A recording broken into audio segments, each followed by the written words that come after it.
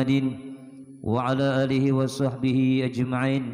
Allahumma salli wa sallim ala sayyidina Muhammadin al-Fatihi lima ughliq wal khatimi lima sabaqa nasiril haqqi bil haqqi wal hadi ila siratikal mustaqim wa ala alihi wa sahbihi haqqa qadar miqdaril azim. Allahumma salli wa sallim ala nuril anwar wasiril asrar wa tiryakil aghyar wa miftahi babil yasar sayyidina wa maulana Muhammadin al-Mukhtar wa alil athhar wa ashabil akhyar adada ni'amil afdalih. Amma ba'd. Alhamdulillah, puji dan syukur kita panjatkan kehadirat Allah Subhanahu wa taala di hari yang ketiga bulan Ramadan ini. Kita masih diberikan kesempatan oleh Allah Subhanahu wa taala untuk melaksanakan ibadah di bulan Ramadan.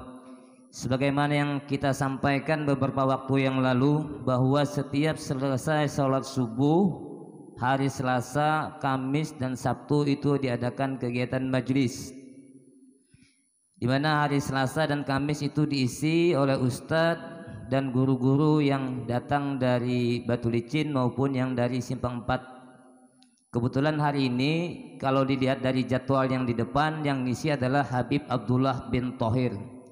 Tapi kebetulan beliau masih berada di Samarinda, jadi belum datang ke Batu Licin. Jadi yang seharusnya hari Sabtu pengajian kita yang malam Sabtu, biasanya bulan Sya'ban diganti ke hari Sabtu setelah sholat subuh, itu nanti yang ngisi bukan ulun, tapi yang ngisi adalah Habib Abdullah bin Thohir. Insyaallah mudahan sidin kau hadir. Dan yang hari ini ulun yang menggantikan. Jadi hari Sabtu kada ulun yang ngisi, tapi Habib Abdullah bin Thohir. Melanjutkan apa yang sudah kita sampaikan pada akhir bulan Sya'ban kemarin, yaitu tentang masalah yang berkaitan dengan bulan Ramadan. Hari ini kita mencoba untuk mengambil pelajaran dari kitab Irsyadul Ibad karya Syekh Zainuddin Al-Maribari yang membicarakan tentang masalah hal-hal yang secara ijma' dipandang membatalkan pahala puasa. Jadi yang perlu kita ketahui pertama sebelum belum jelaskan, bahwa ada yang membatalkan puasa dan ada yang membatalkan pahala puasa. Jadi ini beda. Kalau yang membatalkan puasa, maka itu kita wajib mengqadha, wajib membayar puasa yang batal itu di luar dari bulan Ramadan. Misalnya salah satu contoh yang mudah untuk dipahami, kalau perempuan walaupun dia puasa misalnya, tetapi 2 menit lagi berbuka dan tiba-tiba dia datang bulan atau menstruasi atau haid, walaupun 2 menit, walaupun cuma 1 menit lagi berbuka puasa, belum sampai berbuka puasa, tapi tiba-tiba dia haid atau melahirkan, maka batalah puasanya. Itu salah satu contoh yang membatalkan. Nah, maka ketika dia batal puasanya, maka dia tetap wajib membayar atau mengqadha puasanya di luar bulan Ramadan. Nah, begitu juga kalau kita misalnya muntah dengan sengaja, itu yang berkaitan dengan masalah yang membatalkan puasa. Kita akan membahas itu dulu. Kita membahas hal-hal yang berkaitan dengan masalah membatalkan pahala puasa. Karena Nabi mengatakan kam shaimin laisa lahu min siyamihi ilal ju' wal 'atash, ya Nabi. Kata Nabi, berapa banyak orang yang melaksanakan ibadah puasa tapi yang didapatkannya tidak lain dan tidak bukan hanyalah sebatas rasa lapar dan haus. Artinya orang ini puasa, iya betul dia tidak makan, puasa betul dia tidak minum, puasa betul dia tidak melakukan hubungan suami istri, ya. Tetapi anggota tubuh yang lain, terutama mulut, itu tidak dipuasakannya. Nah, sehingga menyebabkan pahala puasanya itu di cancel, di delete oleh Allah. Artinya kalau dapat pahala, tetapi dia tidak diwajibkan untuk membayar atau mengqadha puasa yang pahalanya hilang tadi di luar dari bulan Ramadan. Artinya tetap dipandang dia melaksanakan ibadah puasa full 1 bulan, tidak wajib membayar di luar bulan Ramadan. Ini bedanya membatalkan puasa dan membatalkan pahala puasa. kalau membatalkan puasa maka dia wajib membayar puasa yang batal tadi di luar dari bulan Ramadan. Tetapi ketika pahalanya yang batal, berarti puasanya itu tetap utuh, tetapi dia tidak mendapatkan nilai di sisi Allah. Artinya kada dapat pahala. Sayang juga puasa tapi kada dapat pahala. Kada makan, kelaparan, kada minum, kehausan, tetapi ketika berbuka puasa dia tidak mendapatkan pahala dari puasanya. Nah, penyebabnya apa? Nah, di sini dalam Irsyadul Ibad dijelaskan salah satu penyebabnya itu berdusta. Nah, berdusta, gibah, mencaci maki orang. Nah, ini ada 3 sini. Masih 3 disebutkan, belum yang lain. Nah, kalau dulu ulun sering katakan masalah berdusta, masalah gibah, masalah mencaci maki, perkataan kotor. Kalau dulu kita sangat mudah untuk menjaga mulut kita. Kita sangat mudah untuk tidak berdusta. Kita sangat mudah untuk tidak menggibah. Kita sangat mudah untuk tidak mencaci maki orang lain. Itu zaman dulu, sebelum ada zaman handphone. Ulun sudah sering katakan. Tetapi ketika ada zaman handphone, walaupun kita tidak bertemu dengan orang lain, ini sangat mudah kita untuk berdusta. Bahkan tidak hanya berdusta kepada 1-2 orang, bahkan ratusan, bahkan bisa sampai jadi ribuan, karena salah menggunakan HP, berdusta melalui HP. Jadi mulut sekarang itu tidak hanya kita ucapkan secara lisan, tapi tangan kita ini berubah menjadi mulut kita. Nah, makanya itu ketika kita puasa, kalau seandainya sudah terbiasa menyebarkan berita hoax, berarti kita bohong gitu. Menyebarkan fitnah, lalu memberikan komentar-komentar negatif terhadap orang lain dengan caci maki. Nah, berarti kita kalau itu yang kita lakukan, maka pahala puasa kita hilang. Ini kalau dulu kan gampang, puasa supaya jangan berdusta, supaya jangan menggibah orang lain, supaya jangan mencaci orang lain, jangan terlalu banyak berkawan, atau dengan kata lain jangan terlalu banyak keluar rumah. Selamat, paling bini di rumah, ya namanya bini membawa bergibah jangan diharani, tinggalkan. Nah, kalau sekarang ini kata kawa di kamar surangan aja, nah interaksinya tidak hanya 1-2 orang, bahkan ratusan, bahkan ribuan. Ada Facebook, ada Instagram, ada Twitter, apalagi yang lainnya, macam-macam kalau. Nah, itu yang menyebabkan pahala puasa kita bisa hilang. Maka hati-hati yang menggunakan HP. Nah, sebagaimana sabda Rasulullah SAW, man yada' qaulaz zuri wal amala bihi falaysa lillahi hajatun fi ayyada'a ta'amahu wa syarabah. Artinya siapa yang tidak meninggalkan ucapan dusta dan tindakan dusta. Nah, jadi ada ucapan dusta, ada tindakan dusta. Berarti tindakan dusta itu perbuatan kita yang tidak sesuai dengan yang seharusnya, tetapi tindakan kita dusta berarti. Misalnya pura-pura apa itu kan dusta tuh. Nah, pura-pura begawi padahal kada begawi. Nah, itu tindakan. Misalnya kita begawi di kantor. Wah, pura-pura padahal main game aja nih. Main game. Ketika bos datang lalu mengganti game tadi, diganti dengan pura-pura mengetik. Nah, itu berarti tindakannya dusta. Walaupun tidak diucapkan tapi tindakan dusta. Nah, di sini dikatakan tidak hanya ucapan yang dusta tapi tindakan juga dusta. Apabila kita berpura-pura melakukan sesuatu yang baik padahal tidak melakukan sesuatu yang baik, berarti termasuk tindakan dusta. Maka Allah tidak berhajat meski ia meninggalkan makan dan minumnya. Allah tidak memerlukan. Tidak perlu puasa ikam, kata Allah. Tidak perlu puasa kalian. Ikam berdusta juga, tindakan ikam berdusta juga. Nah, ini Allah tidak memerlukan. Berarti dengan kata lain, Allah tidak akan memberikan pahala puasa kepada orang yang berdusta baik secara ucapan maupun secara tindakan. Kemudian dalam sabdanya yang lain Rasulullah SAW bersabda, "Rubba shaimin laisa lahu min siyamihi ila zam'u."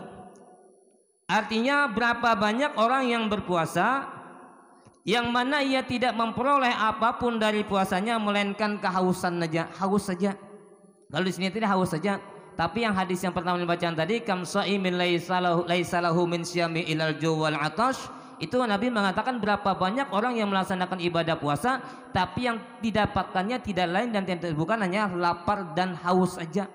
Laparnya dapat, hausnya kada, hausnya dapat juga. Nah, kalau di sini cuma dikatakan haus. Dan diriwayatkan dalam sebuah hadis, laisa siyamu minat ta'ami wasyarabi innama siyam minal lagwi wal lapas. Bukanlah puasa itu terhadap makanan dan minuman, tetapi puasa itu juga terhadap olok-olokan dan ucapan-ucapan kotor.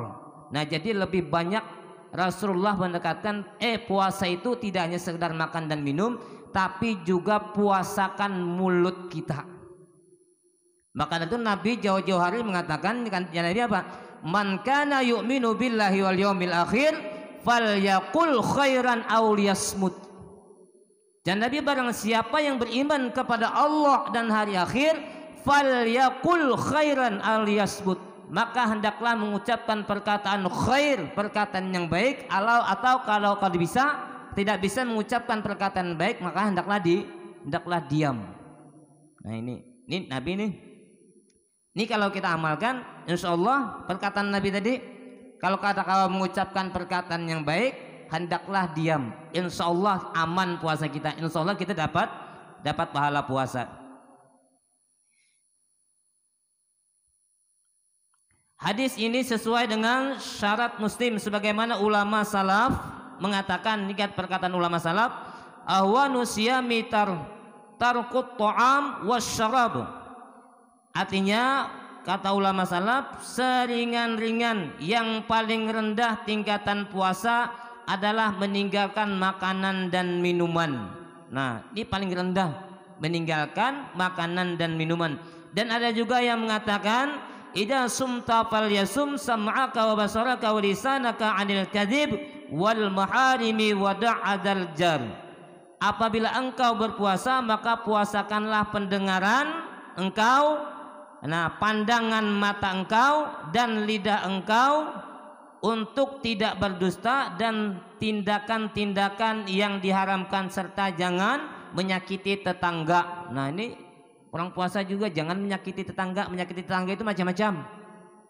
Bisa melalui mulut, ya kan?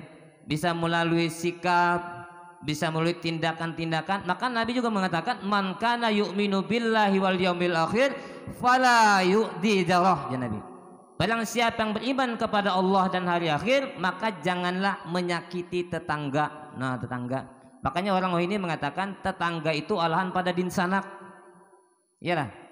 Kita kalau ada apa-apa yang kita takuni dulu di higa kita. Kehabisan uyah misalnya kan, sakit parut misalnya. Karena mungkin kita mau hubungi keluarga kita yang di Pagatan misalnya, suruh datang ke sini. Paling kada tetangga yang terdekat kita minta tolong. Iyalah.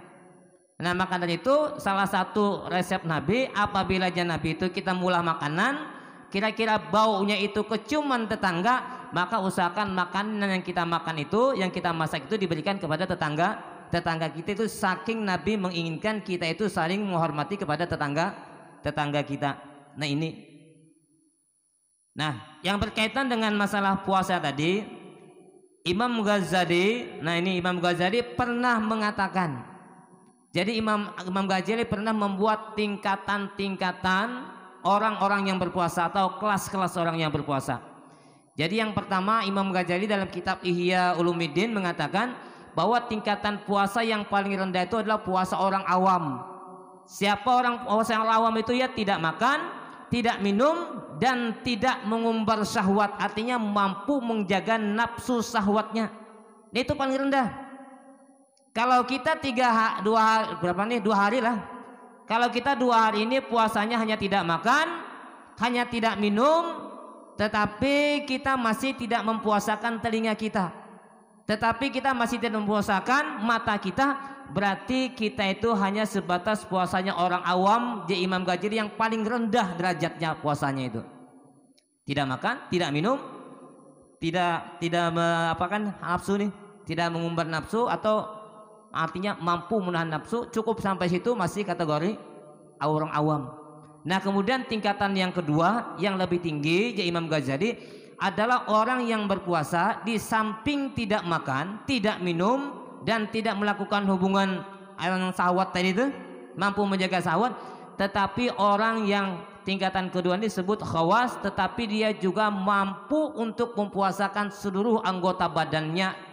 Nah, baik matanya, baik telinganya, baik mulutnya, baik tangannya maupun kakinya. Mulutnya ia puasakan untuk tidak mengatakan sesuatu yang kotor, untuk tidak menggibah, untuk tidak berdusta, untuk tidak memfitnah, untuk tidak mengeluarkan kata-kata kasar dari mulut. Kalau itu dilakukan berarti dia sudah mempuasakan mulutnya. Nah, tetapi tidak hanya sebatas itu. Tingkatan kedua, dia juga harus mampu untuk mempuasakan matanya. Nah, tidak melihat aurat yang tidak seharusnya dilihat, atau melihat sesuatu yang tidak boleh. Misalnya yang ketujuh, melihat film pornografi misalnya, atau sesuatu yang semacam itu di HP-nya atau di mananya, ya kan? Apabila itu masih dilakukan ketika dia berpuasa, maka dia tidak memenuhi syarat untuk dikatakan klasifikasi yang kedua, yaitu orang yang khawas. Nah, kemudian telinganya tidak dipergunakan untuk mendengar sesuatu yang maksiat. Contoh tadi ya, tadi ketika ada kawan misalnya memandang keburukan si A, ada si A, si B dan si C. Kemudian si A, si B dan si C ini berkesahan. Ternyata dalam kisah itu menceritakan keburukan tentang si D. Nah, ketika dia mendengar seperti itu, kalau tidak mau menghentikan omongan tadi, misalnya kada sanggup nih, kada nyaman, nah minimal dia pergi meninggalkan tempat tadi supaya jangan sampai telinganya mendengar sesuatu yang dia diharamkan oleh Allah. Nah, kemudian tangannya sama. Tangan kada ketujuh lagi jahil, batis kada melangkah lagi ke tempat-tempat maksiat. Nah, kemudian mulutnya dijaga. Apabila itu mampu dijaga, maka dia itu sudah masuk dalam kategori kelas 2 atau kelas menengah, kelas orang khawas. Nah, kalau dalam istilahnya itu adalah puasanya orang-orang yang soleh.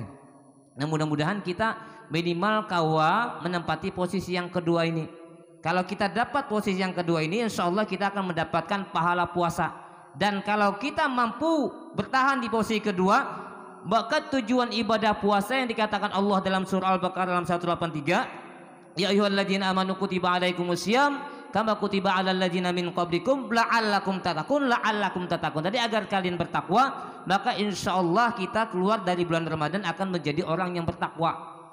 Nah, yang menjadi pertanyaan, ketika kita keluar dari bulan Ramadan, ternyata tidak ada perubahan sikap kita, tidak ada perubahan ibadah kita. Apakah ada yang salah dengan ayat ini, ataukah ada yang salah dengan puasa kita?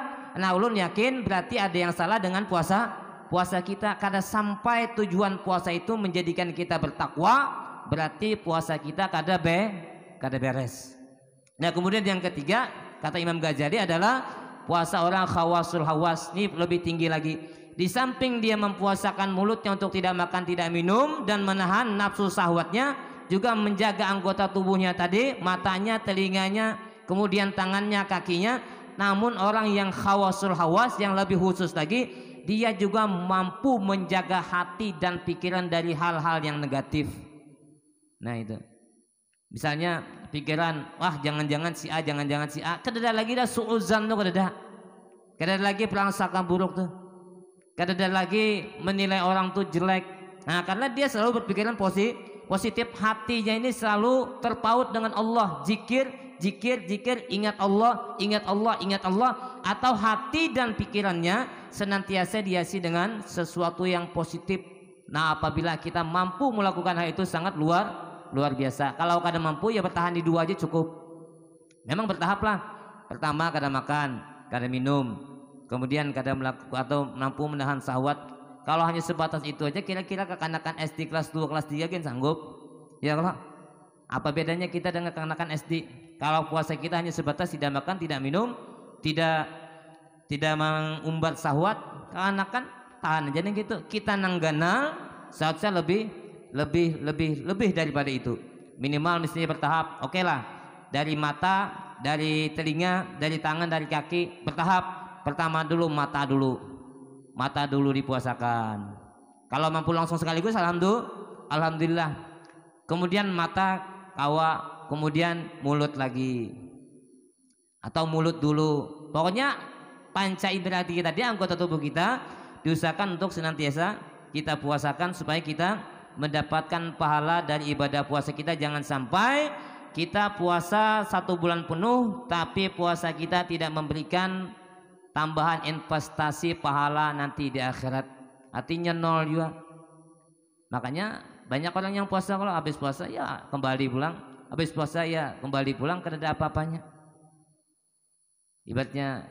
Makanya Allah mengatakan tuh tanda-tanda orang bertakwa itu kan, alladzina yunfikuna fis sarra'i wad dharra wal kaziminal ghaiza wal 'afina 'anil nas wallahu yuhibbul muhsinin walladzina idza fa'alu fahishatan aw zalamu anfusahum dzakarullaha fastaghfiru li dzunubihim wa may yaghfiru dzunuba illa Allah, dan seterusnya.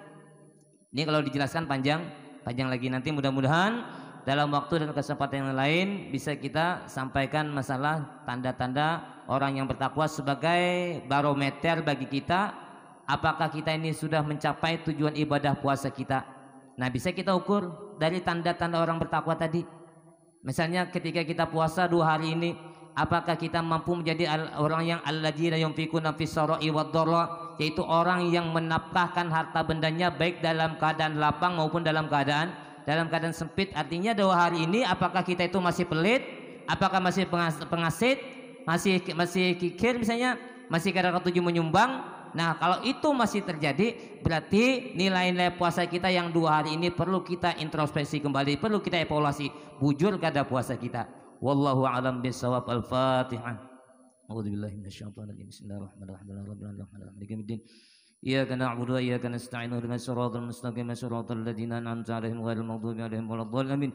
Bismillahirrahmanirrahim. Alhamdulillahirabbil alamin. Allahumma shalli ala sayyidina Muhammad wa ala ali sayyidina Muhammad. Allahumma shalli wa sallim ala sayyidina Muhammadin tibbil qulubi wa dawaiha wa afiyatil abdani wasyifaiha wa darul absari wa diya wa ala alihi washabihi wasallim. Allahumma ighfir li ummati sayyidina Muhammad, Allahumma arham ummati sayyidina Muhammad, Allahumma sur ummati sayyidina Muhammad, Allahumma jur ummati sayyidina Muhammad. Allahumma ighfir li ummati sayyidina Muhammad, Allahumma arham ummati sayyidina Muhammad, Allahumma sur ummati sayyidina Muhammad, Allahumma jur ummati sayyidina Muhammad. Allahumma ighfir li ummati sayyidina Muhammad, Allahumma arham ummati sayyidina Muhammad, Allahumma sur ummati sayyidina Muhammad, Allahumma jur ummati sayyidina Muhammad. Allahumma ighfir li ummati sayyidina Muhammad, Allahumma arham ummati sayyidina Muhammad, Allahumma sur ummati sayyidina Muhammad. Allahumma jur ummati sayyidina Muhammadin sallallahu alaihi wasallam.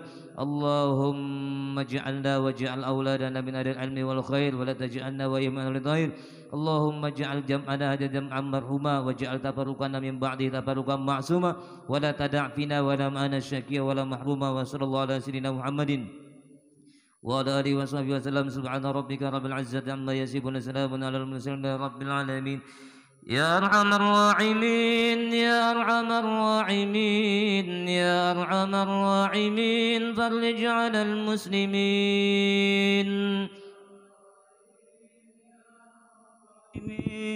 Ya arhamar rahimin, farij 'alal muslimin. Ya rabbana ya karim, ya rabbana ya rahim, antal jawadul alim wa anta ni'mal mu'in. Ya arhamar rahimin, ya arhamar rahimin, ya arhamar rahimin, farij 'alal muslimin. Rabbi hina syakirin wa tawaffana muslimin, nub'as minal aminin fi zumrati sabiqin. Ya arhamar rahimin, ya arhamar rahimin, ya arhamar rahimin, farij 'alal muslimin. Waghfir li kulli dhunub wastur li kulli al-'uyub washif li kulli al-qurub wa fi hadzal mudin. Ya arhamar rahimin, ya arhamar rahimin,